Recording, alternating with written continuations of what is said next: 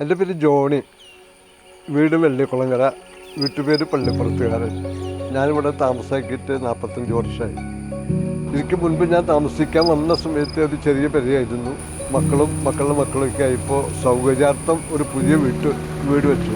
അത് വീട് വെച്ചിട്ടിപ്പോൾ ഒരു 3-ാം വർഷത്തിലേക്ക് കിടക്കണം. ഇതെൻ്റെ ഭാര്യ റോസ. 47 വർഷമായി ഞങ്ങൾ ഒരുമിച്ചിട്ട്.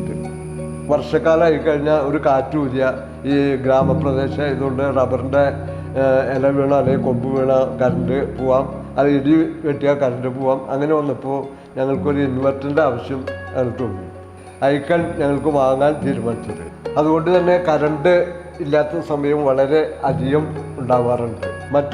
മറ്റു ഇൻവെർട്ടറെ പോലെ ഇതിൽ വെള്ളം ആറ്റേണ്ട ഒരു സംഭവമില്ല.